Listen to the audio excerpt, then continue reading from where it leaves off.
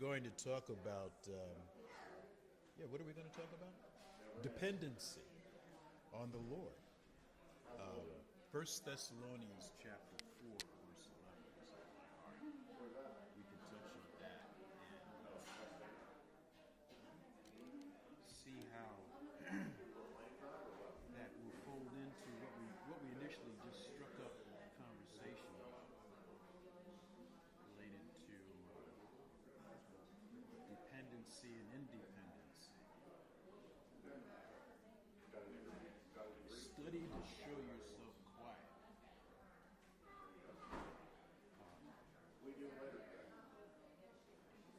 What does it mean, Pastor? It doesn't mean that there's less noise, but so many are vexed, so many are chafed, if we could use another adjective to describe, like there's friction in their soul. There's something that is going in the opposite direction that they're wanting to go.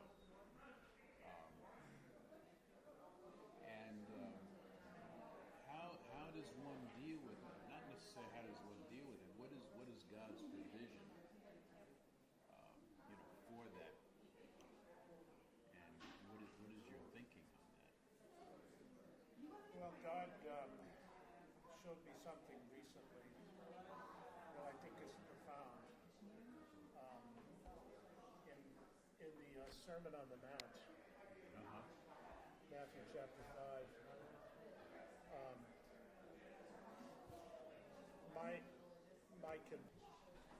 between the public life and the private life. Hey, how's it going? Good.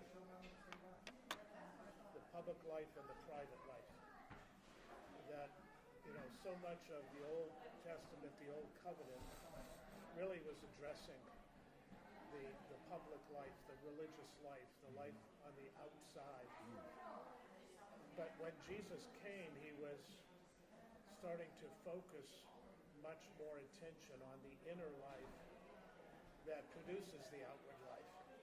That instead of the Old Covenant was about imposing standards, and by the outward imposition of these standards, regulations, whatever you want to call them, that you begin to transition inwardly, where the new covenant relationship with God is more about the inner life working its way out. That it's the life of the Spirit on the inside that is making me different and teaching me that principle of dependence on Him, almost deifying my self-life in a way. Right. Yeah, there is that absoluteness. I think unless a man, deny himself, pick up his cross.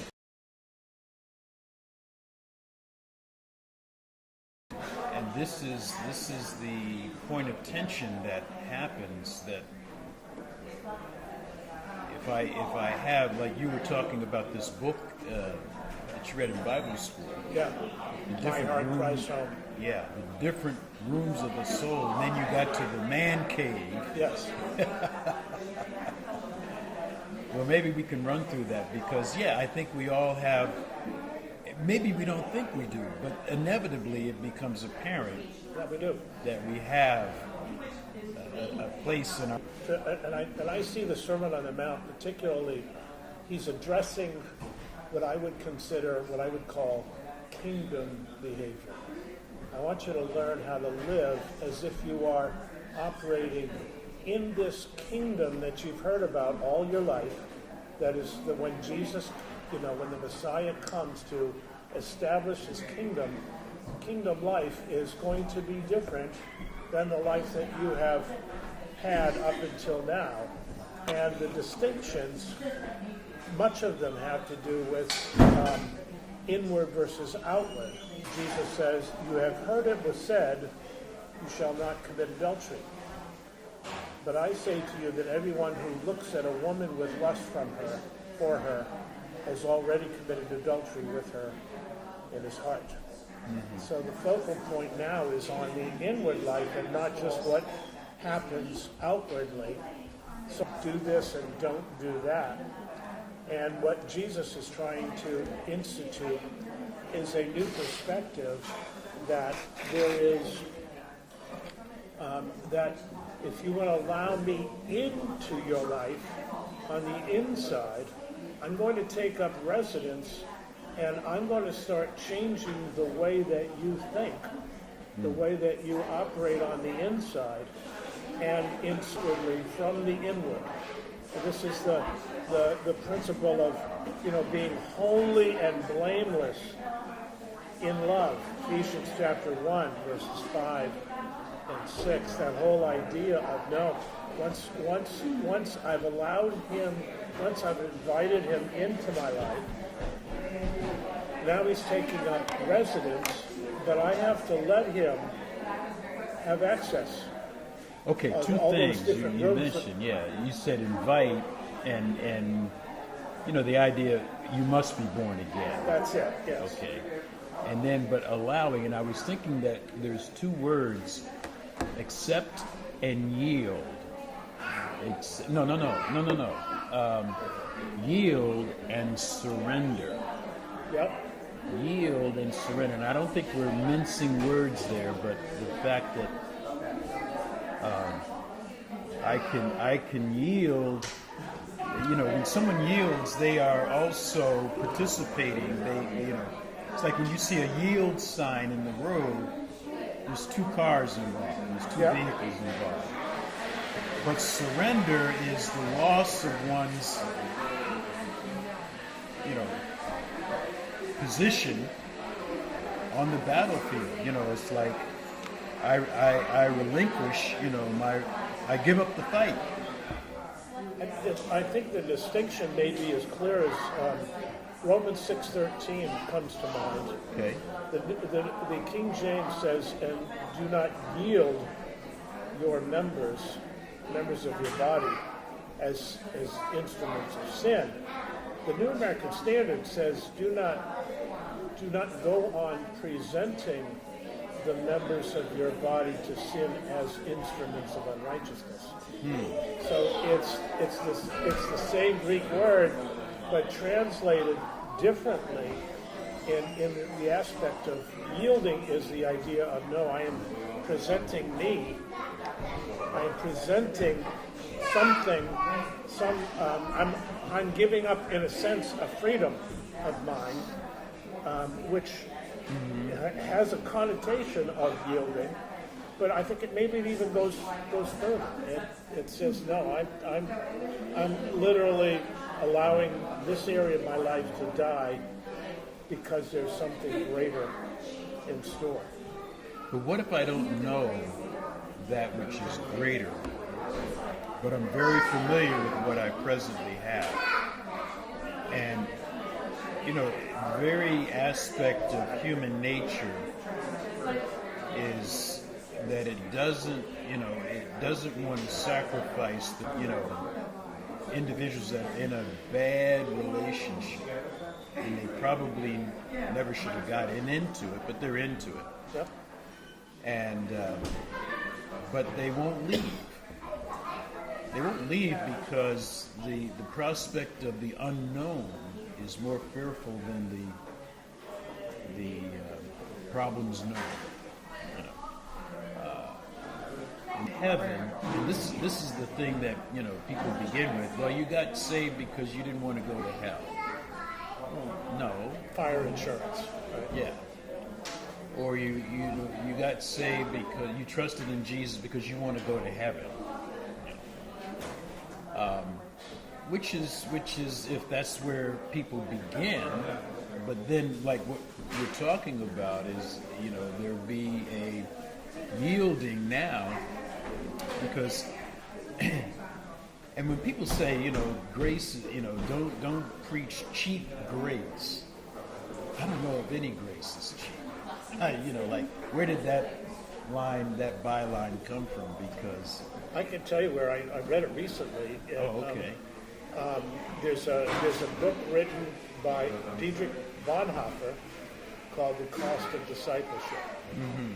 And his whole first chapter in the book addresses this whole idea of cheap grace and how churches regularly, are dumbing down the quality of grace by basically allowing people to get away with it and saying, okay, I'm giving you grace for the situation. There was a sense that what he was misinterpreting, I believe, was that we are not saved. We are not saved through grace. We are saved by grace. By grace being the environment, through grace being the instrument. And I think there was a confusion about, no, we're not saved through grace. Right. We are saved by grace. That, in other words, God did something for me and gave me this gift freely. But we are saved through faith, through my willingness to put my trust in someone outside of me, being Christ himself. That is really the avenue into this quality of life. Begins with the moment of salvation, but then gets built beyond that, depending upon how I respond to the initiations of God in me, the Holy Spirit, as he's trying to work his way into these different rooms of my soul, areas of my life. I was thinking, as I was driving up here today, there was a trooper in a cruiser that was in, like the little, between the 95, the road connecting north and south. Yeah. And I was noticing how, people on the northbound, so he was pointed southbound. Okay. And you're going people on the northbound were slowing down, the tail lights were coming on. But then he put his lights on. And he's after somebody now. He's going south. Going south, yeah. Right. And but in one instance, just even seeing the vehicle there, that's an external restraint. I don't want to get a ticket. I don't want any points on. Right. Okay, external. But internally, it should be that I have the moral rectitude to not speed. Right. And not want. So here was the statement. The statement was law, and then the word enforcement. Because the law is the speed sign. Right. The enforcement is the state trooper. And what he's told, how he's told to enforce that law. Well, he's got to go by the law. Okay, I mean, he's not going to just arbitrarily. I don't like the way you look. I'm arresting. No, but the necessity of you could pass all the laws you would think would change behavior, but there has to be an enforcement. But he's been guided, though, I think, by with the court system, how the court system has chosen to enforce it. And typically, on the highway, they don't start pulling you over until you're 12 miles over the speed limit. So, like that, yeah. So you have that. You kind of have that leeway there, where that that the court system is going to have a hard time enforcing it until you are over a certain limit, 10, 12, 14 miles. I mean, there's no question that you're over it. So there's no argument that can be made. And this is how they've been told to enforce it. And well, that's granted. And the idea that because there could be, variations in the speedometer and, sure. That sort of thing. But the fact that there are laws that exist but are not enforced. Correct. No longer are they enforced. Okay. There's laws on against sodomy, There's laws in some states that is against adultery that you go to jail for that, but they're not enforced anymore. Well, you bring up a point here. The law of Moses was enforced by men. In other words, that they would decide who they were going to hold responsible. I'll give you an example. John chapter 8. They bring the Pharisees bring this woman caught in the act of adultery before Jesus. She was exceeding the speed limit, the sex limit. But the law said that the adulterer and the adulteress, they both. Where was the adulterer in this? See, they chose to enforce it against the woman, but not the man. There were a lot of other problems with that, with being exposed. The idea, though, is that God was trying to, I think what Jesus was trying to come along and say is, I'm removing the man's private interpretation. Or willingness to enforce it in some cases and not in other cases. I'm going to make it more about, if you break this, I'm going to convict you on the inside. That the Holy Spirit is going to speak to your conscience, and that you are going to sense on the inside that there is a problem. There's a break in fellowship with God because this thing now, needs to be addressed. And so coming into a deeper walk with God is learning how to, I'm going to respond instead of me, saying, yeah, that's not a big deal. Laying it aside, making it something small. I learn more and more as I grow up to know I've got to pay closer and closer attention to that. And well, the Jews, they knew they were hating. They knew they were cutting corners, mincing the law.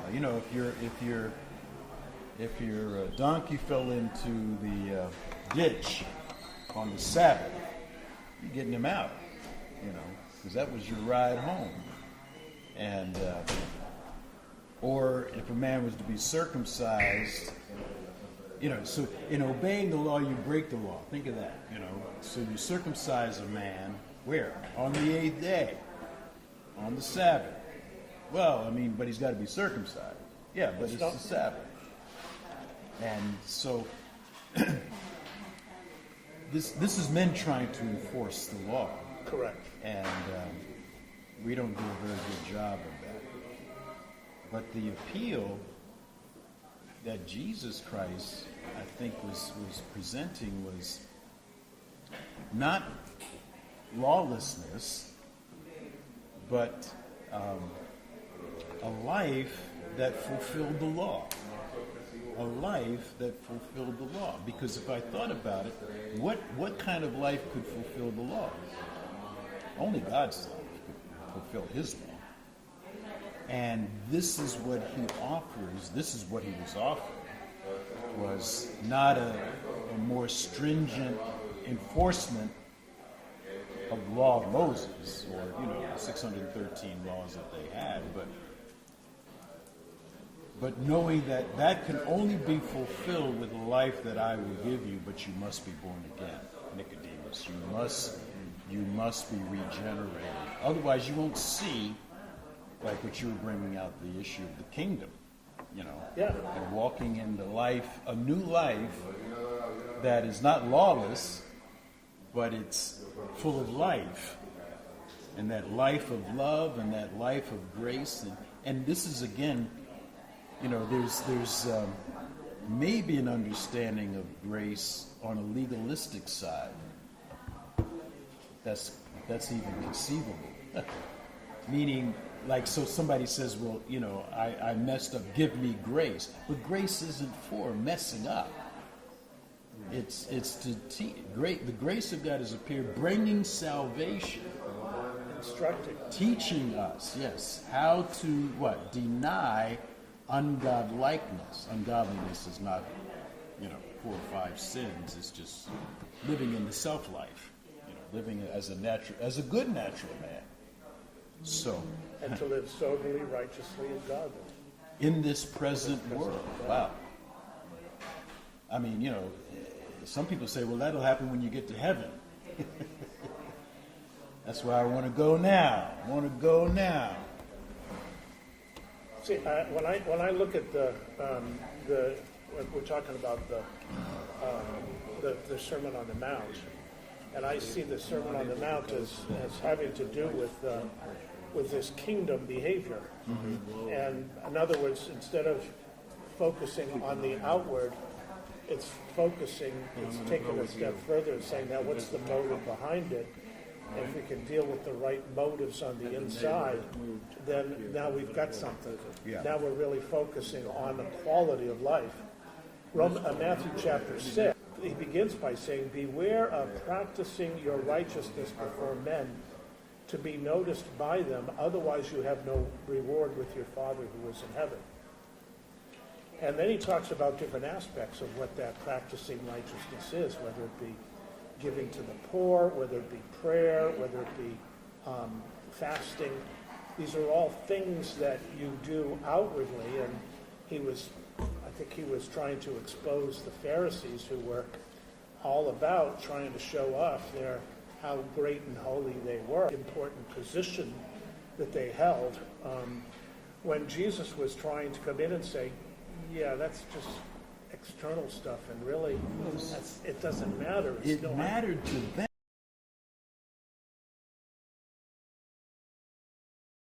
Appreciate what men would appreciate. Oh, you're such a good guy. Wow, we just love having you around. Well, yeah, I want to be that way. From another way, like Jesus, he's the friend of who? I can see his crowd. He draws the refuge, the curbside crowd. So he's introducing something much deeper, taking it beyond the external. Now we're working the life on the inside, which is totally distinct. It's the public versus the private life. I want to change you on the inside. That will make you spiritual, rather than enforcing all these laws on the outside, getting you eventually to conform in terms of discipline and humility. Enforced discipline produces genuine discipline. Enforced humility produces genuine humility. It's that idea that the more I'm imposing these standards on people's lives, eventually at least some of them will come around and it will work its way in. Others it won't. But Jesus comes along and says, no, I want to work from the inside out. Yeah, but it's that's Romans 8, 2. Well, it's Hebrews 8, 10 to 12. It's that, instead of the law being written on tablets of stone, now the law is written on your heart. And and we get to know him. Each of us gets to know him on the inside. And the neat thing about this, as I was looking at all of this, considering it, that the very last thing that Jesus says in the Sermon on the Mount, which I think summarizes it, is he talks about the two foundations. Therefore, everyone who hears these words of mine and acts on them may be compared to a wise man who built his house on the rock. And the rain fell, and the floods came, and the winds blew and slammed against that house, yet it did not fall, for it had been founded on the rock. So when the life of God has now been worked its way on the inside of me, now I am walking with him. And in some way, it's almost like I'm innocent until proven guilty. It's like, I want God to work in me so that whatever comes out, that'll be him and not me. And I'm just trying to comply, trying to accept the word, you would use the word yield. To yield, the more I'm yielding on the inside, what is being produced externally will be his life and not mine. And so there's a real challenge then. How much am I going to allow that life to take over my life, my self-life? Mm-hmm. So because I am dying, my own self-life is dying progressively to this higher quality of life. It's Galatians 2:20. I'm crucified with Christ, nevertheless I live, yet not I, but Christ lives in me. And now the life that I live in the flesh, not by myself, but trusting. I'm living by faith in the Son of God who loved me and gave himself. So I'm now living. Now it's his life inside of me. I've decided that I'm going to let those things matter the most to me on the inside. I'm not going to resist them anymore. Well, till the next time. Well, yeah, progressively. You know what I'm saying. I know what you're saying. Yeah. It's just, not everybody knows what we're saying. We say yieldedness and surrender. Luke chapter 9, describing the idea of picking up your cross, denying yourself. You got self-denial. Those who follow me. But that's not the same as discipline yourself. But Christ can enable a man to deny himself by giving him another life to live from, another source of life to live from. So. We have a cassette tape. Yes, I love Amy cassettes. And Annette. And they have that song that says, I die daily. Like, I'm the song part of... Crucified with Christ, isn't it? Yeah. But that I die daily, it struck a chord with me. Yeah. And I just think about where am I at? Because we do devotionals while I'm driving. And I think you said in service, I don't know, I think it was a week before, about, I forgot what I was just going to say. Anyways, I just was thinking about, am I receptive to things of God? Am I, like God revealed, this is what you said, like God allows things to reveal where our heart is at. And it's like, well, I'm driving in and then, I'm like reacting to somebody driving. So it shows me that I need to take this a step further, and I just say, God, I'll let you do it. I'll let you do this. I will die to myself, and you do whatever I need. And I feel like it's some type of punishment or something. And then, I'll accept whatever happens to me, because I knew if they were bad things, God allowed it to work something in me. But then, like, the next day I was doing that, I wasn't fearful, or I just trusted him. It's like, it's not a fear. I know it's a good thing to give up all these thoughts and all these things that I have, and all these, I don't know, just the way I am, just like let that be. So if I'm in a place where I feel like I'm going to lose my job, I don't have to feel like that. God's in control of my job. I'm not in control of my job. That's so, abnormal. The normal thing is like to freak out. Are you calling Kim abnormal? I am. Are you saying that? I'm in the same category. The filling of the Holy Spirit and walking in the Spirit is a perpetual, continual disposition, attitude, and acceptance that, if I relinquish my rights to myself, can I trust God for the outcome? Because normally I would trust me for the outcome, because I'm the one that's into the matter. I think it goes back to what you were talking about in terms, kingdom implies that you got a king. You got an authority that's greater than yourself. and people who consider themselves king, you know, my way or the highway, just at the sky, but they just say it in subtle ways of making a decision, you know, whether or not I'm even going to be here today. You know, I have the right to choose not to be here. Okay, but what choice did I fall under?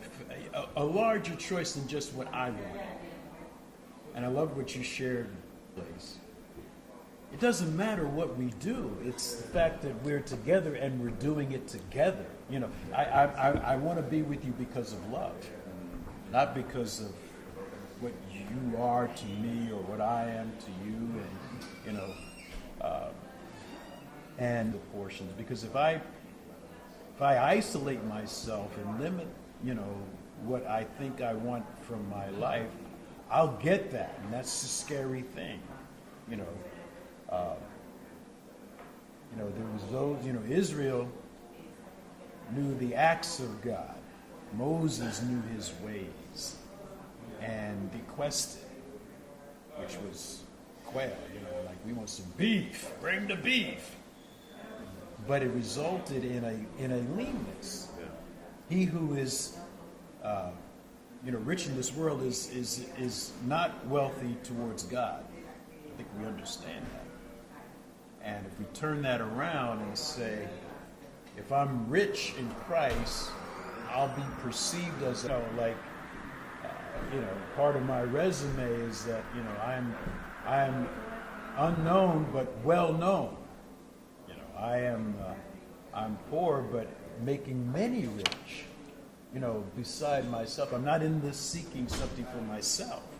I could, but I want to seek Him and what He has for me. And that's the decision that you're saying, you're making. You know, Lord, I have for my life, and I give you control. It's not like I'm losing control and it's just hitting the fan. It's that there's, you know, here's the keys. Here's the keys, God, to my heart. And we were, Pastor Bill read this book and about the various rooms in a house, you know, you let Jesus Christ. So he knocks on the door, and he comes into the parlor, you know, or he gets as far as the porch, you know, and then but he wants to get into the kitchen, but he wants to get into the living room, he wants to get into the bedroom, he wants to get into the man cave. That's where we ended up, you know, like this, you know, part of our life where we have said, thanks, but no thanks, Jesus. I got this. Or this is for me.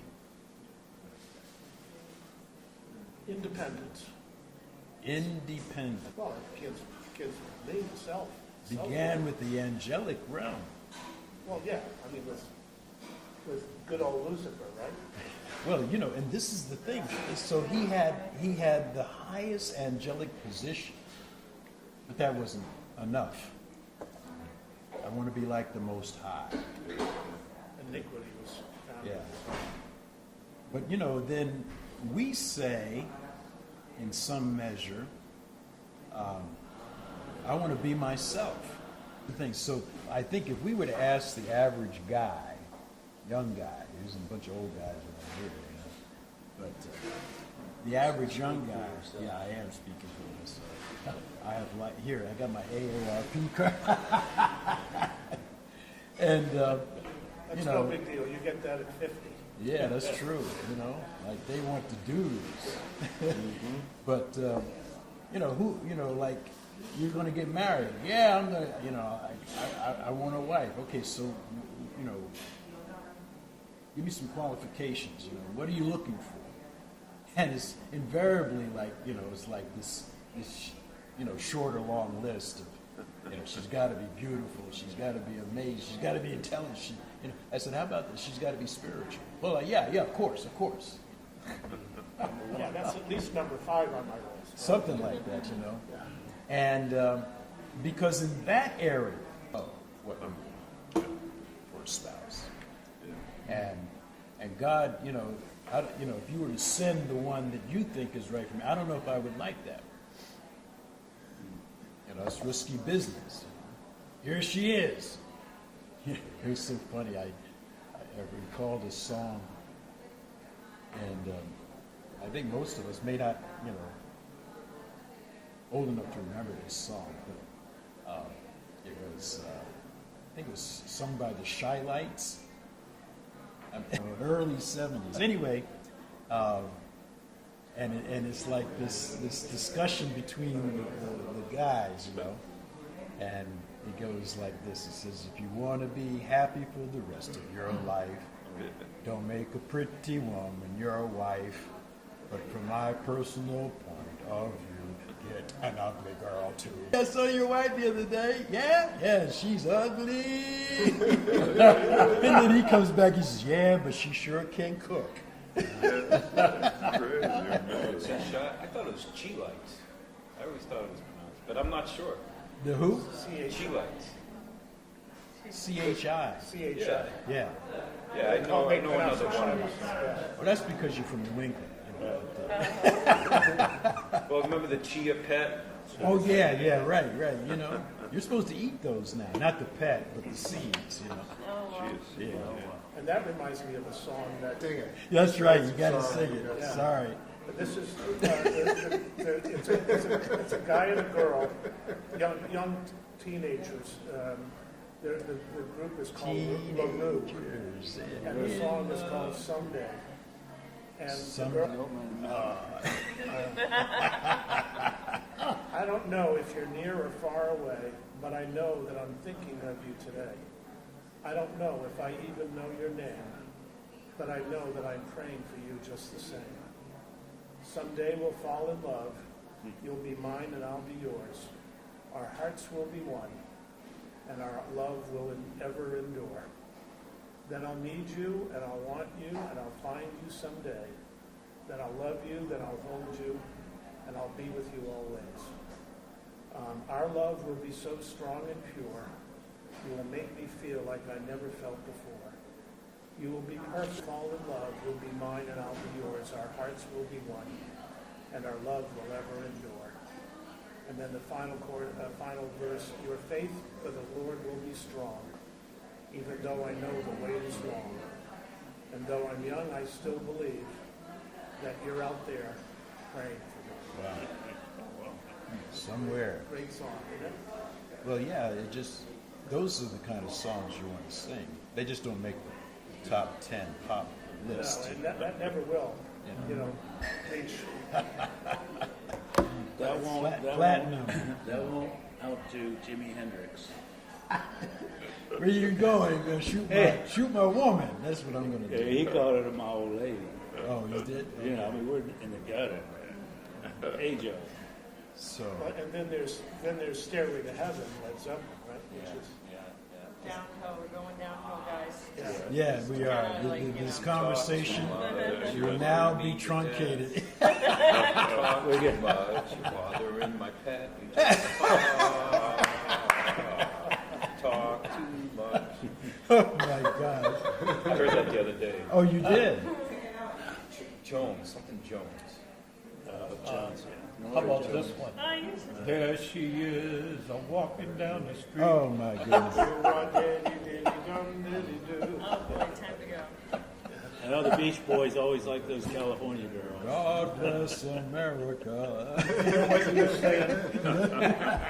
A relationship with Christ. Yeah, That whole thing that's is a right. relationship with Christ. yeah, and then God's going to actually make the match that I don't have to make. That's the key. Like we Well, first that meet- principle goes throughout Yeah. every, not even just the serious decisions, but the little decisions, like, you know, showing up today. You know, I think that, you know, this is the will of God.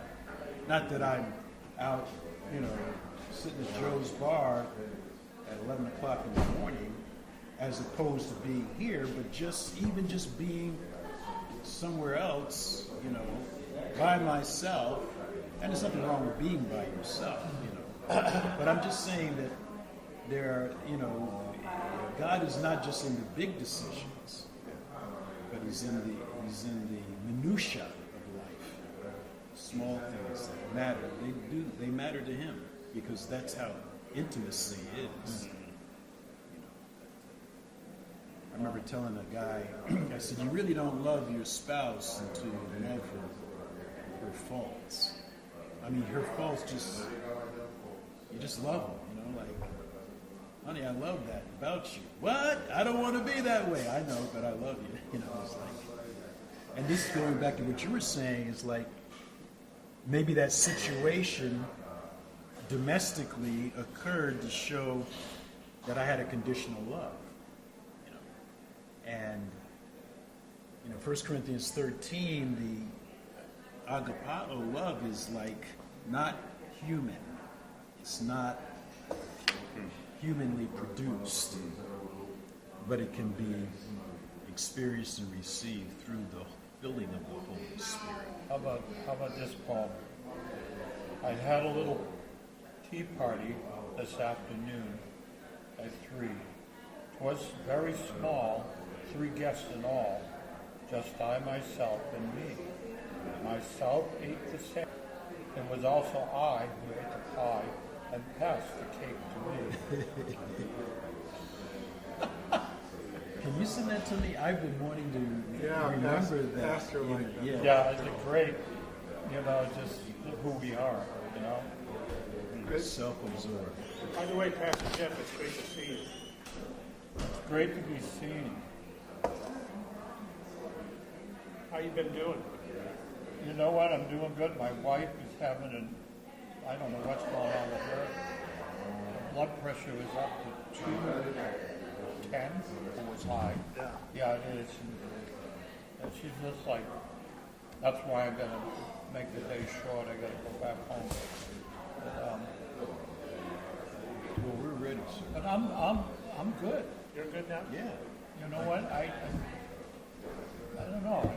You know what it is? It's the second time I've gone through this.